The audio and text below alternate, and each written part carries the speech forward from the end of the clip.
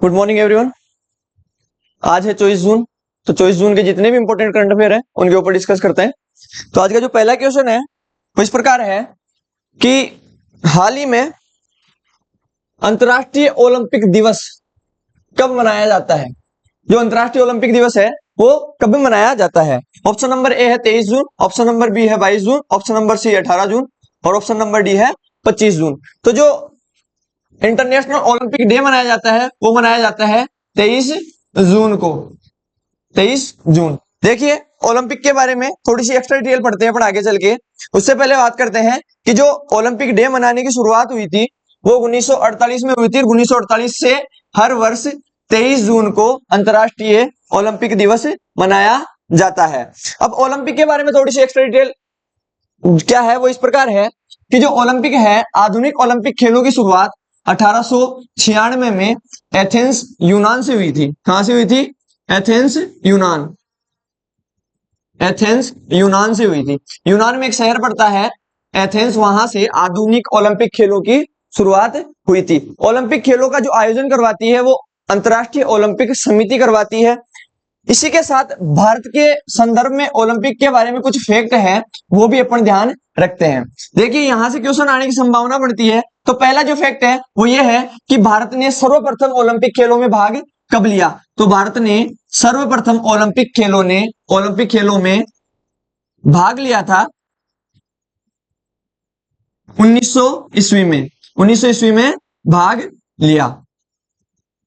भारत का पहला व्यक्ति कौन था जिसने ओलंपिक खेलों में मेडल दिलाया। और दूसरा क्वेश्चन बनता है भारत की पहली महिला कौन थी जिसने ओलंपिक खेलों में स्वर्ण पदक जिताया। भारत की वह कौन सी टीम थी जिसने सर्वप्रथम भारत को ओलंपिक में गोल्ड जिताया। तो यहां से क्वेश्चन बनता है कि सर्वप्रथम भारत ने जो गोल्ड जीता था, सर्वप्रथम भारत ने जो गोल्ड जीता वो हॉकी टीम ने जिताया। भारत की हॉकी टीम ने सर्वप्रथम भारत को स्वर्ण पदक जिताया। कहीं में? ओलंपिक खेलों में। देखिए थोड़ी सी एक्स्ट्रा डिटेल क्या है वो इस प्रकार है कि ओलंपिक खेलों की शुरुआत 1896 में ग्रीस यूनान की राजधानी एथेंस में किया गया। ओलंपिक खेलों की जो देखरेख है वो अंतर्राष्ट्रीय ओलंपिक समिति द्वारा की जाती है। इसी के साथ ओलंपिक खेल पूरी दुनिया में मुख्यतः 4 प्रकार के होते हैं। 4 प्रकार के कौन कौन से? शीतकालीन ओलंपिक, ग्रीष्मकालीन ओलंपिक, पैरा ओलंपिक और युवा ओलंपिक। पहले हैं जो महत्वपूर्ण होते हैं ग्रीष्मकालीन ओलंपिक, दूसरे हैं शीतकालीन ओलंपिक, तीसरे हैं पैरा ओलंपिक और चौथे हैं यूथ ओलंपिक। इस प्रकार ओलंपिक के 4 प्रकार हैं जो पूरे विश्व में आयोजित किए जाते हैं। साथ ही साथ भारत के बारे में ओलंपिक में क्या डिटेल है कि भारत ने सर्वप्रथम 1900 ईस्वी में ओलंपिक खेलों में भाग लिया और भाग लेने वाले पहले खिलाड़ी कौन थे? नॉर्मन प्रिजार्ड, जो एक एंग्लो इंडियन थे। इस समय भारत में ब्रिटिश शासन चल रहा था। ब्रिटिश शासन में एक खिलाड़ी थे जिनका नाम है नॉर्मन प्रिजार्ड, जो एंग्लो इंडियन समुदाय के थे। उन्होंने सर्वप्रथम भारत का प्रतिनिधित्व किया किसमें? ओलंपिक खेलों में। कब किया? सन 1900 में। तो क्वेश्चन आ जाए सर्वप्रथम भारत ने ओलंपिक खेलों में कब भाग लिया? सन 1900 में भारत ने सर्वप्रथम ओलंपिक खेलों में भाग लिया। इसी के साथ भारतीय फील्ड हॉकी टीम ने 1948 में ग्रीष्मकालीन ओलंपिक खेलों के फाइनल में ग्रेट ब्रिटेन को हराकर स्वर्ण पदक जीता। तो भारत ने सर्वप्रथम स्वर्ण पदक 1948 में जीता था। और किसने जीता? भारत की हॉकी टीम ने। इसी के साथ व्यक्तिगत स्पर्धा में या एकमात्र व्यक्ति जिसने सर्वप्रथम भारत के लिए मेडल लिया वो कौन थे? केडी जाधव। केडी जाधव ने स्वतंत्र भारत के लिए पहला व्यक्तिगत पदक जीता था। कब? 1952 के ग्रीष्मकालीन ओलंपिक खेलों में। इसी के साथ पहली महिला जिन्होंने मेडल जीता वो कौन थी? कर्णम मल्लेश्वरी। कर्णम मल्लेश्वरी ने सर्वप्रथम भारत के लिए ओलंपिक खेलों में मेडल जीता और मेडल जीतने वाली पहली महिला बन गई थी। चलिए अगले क्वेश्चन पे चलते हैं। अपना जो अगला क्वेश्चन है वो इस प्रकार है कि हाल ही में fast track immigration trusted travel programme FTI TTP programme launch करने वाला देश का पहला हवाई अड्डा कौन सा बन गया है। ऑप्शन नंबर ए है दिल्ली का इंदिरा गांधी अंतरराष्ट्रीय हवाई अड्डा, ऑप्शन नंबर बी है राजीव गांधी अंतरराष्ट्रीय हवाई अड्डा, ऑप्शन नंबर सी है वीर सावरकर अंतरराष्ट्रीय हवाई अड्डा और ऑप्शन नंबर डी है केम्पागोड़ा अंतरराष्ट्रीय हवाई अड्डा। तो इस क्वेश्चन का जो राइट आंसर है वो ऑप्शन नंबर ए है दिल्ली का इंदिरा गांधी अंतरराष्ट्रीय हवाई अड्डा हाल ही में fast track immigration trusted travel programme launch करने वाला देश का पहला अंतरराष्ट्रीय एयरपोर्ट बन गया है। देखिए यह है न्यू दिल्ली एयरपोर्ट जिन्होंने हाल ही में fast track immigration trusted travel programme launch किया है। अगले क्वेश्चन पे चलते हैं। उससे पूर्व में बात कर लूं भारत के जितने भी महत्वपूर्ण जो अंतरराष्ट्रीय हवाई अड्डे हैं उनके बारे में क्वेश्चन आते हैं। तो वर्तमान में भारत में 34 अंतरराष्ट्रीय हवाई अड्डे हैं, वो इस प्रकार है, उनकी लिस्ट यह है। इससे पहले देखिए भारत में जो अंतरराष्ट्रीय हवाई अड्डे वो कितने हैं। भारत में कुल 34 अंतरराष्ट्रीय हवाई अड्डे, और भारत का जो 34वां अंतरराष्ट्रीय हवाई अड्डा है वो पश्चिम बंगाल का बागडोगरा हवाई अड्डा बना है। भारत में जो अंतरराष्ट्रीय हवाई अड्डे हैं उनका रखरखाव और प्रबंधन कौन करता है? एयरपोर्ट अथॉरिटी ऑफ इंडिया, भारतीय विमानपत्तन प्राधिकरण AAI, airport authority of India द्वारा इनका रखरखाव किया जाता है। देखिए भारत में कौन कौन से अंतरराष्ट्रीय प्रमुख अंतरराष्ट्रीय हवाई अड्डे हैं, उनकी लिस्ट इस प्रकार है जो आप यहां से पढ़ सकते हैं। सबसे पहला है राजीव गांधी अंतरराष्ट्रीय हवाई अड्डा हैदराबाद तेलंगाना, दूसरा है गुरु रामदास अंतरराष्ट्रीय हवाई अड्डा अमृतसर पंजाब, इसी प्रकार बिजू पटनायक अंतरराष्ट्रीय हवाई अड्डा भुवनेश्वर ओडिशा, इंदिरा गांधी अंतरराष्ट्रीय हवाई अड्डा नई दिल्ली, वीर सावरकर अंतरराष्ट्रीय हवाई अड्डा पोर्ट ब्लेयर। इस प्रकार भारत के जितने भी जो 34 अंतरराष्ट्रीय हवाई अड्डे हैं उनकी लिस्ट है जो आप पीपीटी में पढ़ सकते हैं। 22 की लिस्ट यहाँ पे दी गई है, बाकी जो बच गए वो इस प्रकार है। अगले क्वेश्चन पे चलते हैं। जो अपना अगला क्वेश्चन है वो इस प्रकार है कि हाल ही में किसे नेशनल टेस्टिंग एजेंसी एनटीए का हाल ही में किसे महानिदेशक नियुक्त किया गया है? ऑप्शन नंबर ए है Pradeep Singh Kharola, option number B है Pandit Laxmikant Dixit, option number C है ज्योति सुरेखा, और ऑप्शन नंबर डी है परनीत कौर। तो आंसर, इसका सही आंसर है प्रदीप सिंह खरोला को हाल ही में केंद्र सरकार ने एनटीए का महानिदेशक नियुक्त किया है। नीट एग्जाम की धांधली को लेकर एनटीए चर्चा में रहा है, तो यहां से क्वेश्चन आने की संभावना बढ़ जाती है। देखिए कौन है प्रदीप सिंह खरोला? भारत के एक वरिष्ठ आईएएस अधिकारी हैं प्रदीप सिंह खरोला, जिन्हें हाल ही में एनटीए का नया महानिदेशक नियुक्त किया गया है। भारत सरकार ने इन्हें एनटीए का नया महानिदेशक नियुक्त किया है। जो अपना अगला क्वेश्चन है वो ये है कि 18वीं जो लोकसभा है, 18वीं लोकसभा का पहला सत्र कब से शुरू हो रहा है? हाल ही में 18वीं लोकसभा के चुनाव संपन्न हुए हैं। भारतीय जनता पार्टी को बहुमत मिली, उन्होंने सरकार बनाई है, नरेंद्र मोदी पुनः भारत के प्रधानमंत्री बन गए हैं। तो जो लोकसभा का नया सत्र शुरू होने जा रहा है वो कब से शुरू होने जा रहा है? ऑप्शन नंबर ए है 24 जून, ऑप्शन नंबर बी है 22 जून, सी है 23 जून और डी है 25 जून। तो इसका राइट आंसर है 24 जून। 24 जून से 18वीं लोकसभा का जो नया सत्र है वो शुरू होने जा रहा है। इसी के साथ 18वीं लोकसभा के बारे में कुछ महत्वपूर्ण पॉइंट है जो आपको याद रखने हैं। ध्यान रखना, 18वीं लोकसभा के जो चुनाव है वो कितने चरणों में पूर्ण हुए हैं? 7 चरणों में। जो चरण है 7 चरणों में 18वीं लोकसभा के जो चुनाव है वो संपन्न हुए हैं। कितने दिनों में संपन्न हुए हैं? दिन पूछ ले तो 44 दिन। कितने दिन लगे हैं? 44 दिन। इसी के साथ कितनी महिला सांसद हैं? ये भी क्वेश्चन इंपॉर्टेंट हो जाता है कि कितनी महिला सांसद हैं। तो महिला सांसदों की संख्या है अब की बार 74, 73 महिला सांसद है अब की बार। पिछली बार ज्यादा थी, अब की बार इनकी संख्या कम हुई है।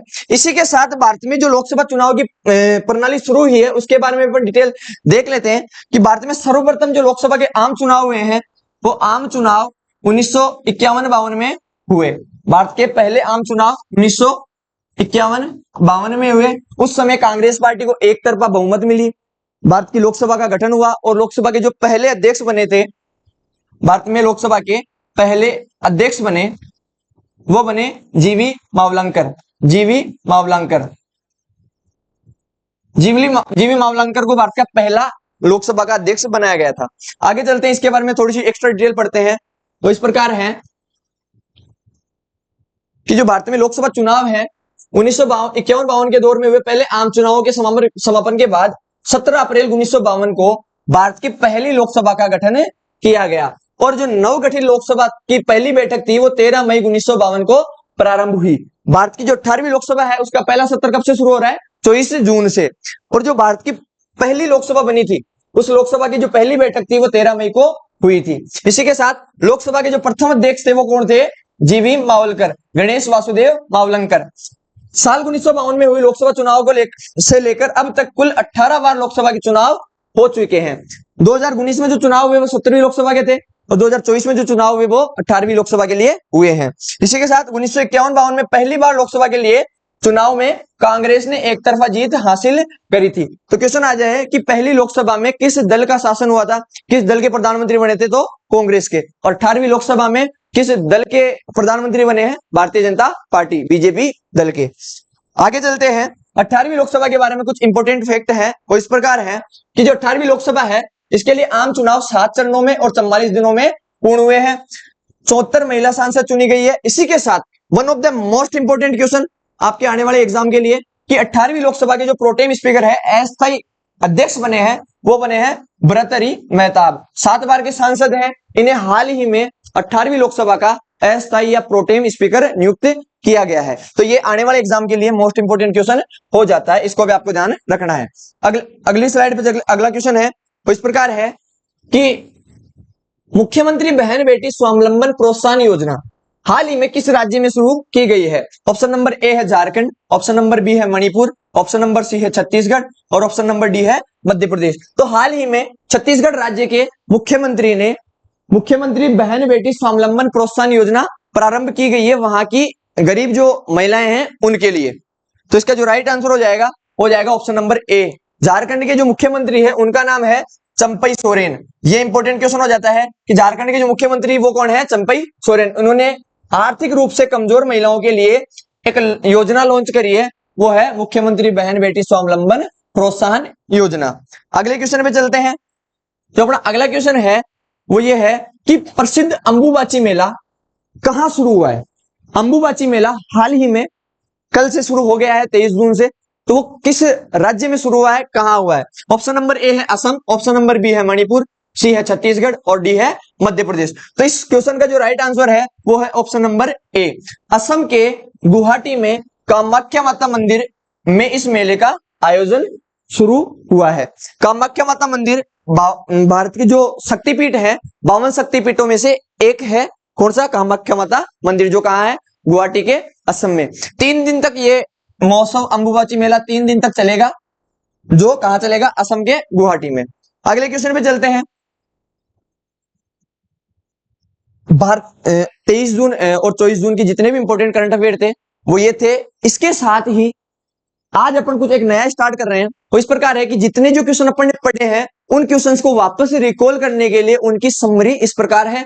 साथ ही 23 जून 24 जून या आने वाले दिनों में जो भी इंपॉर्टेंट अलग से डिटेल होगी वो आपको इस समरी में मिल जाएगी। तो देखिए,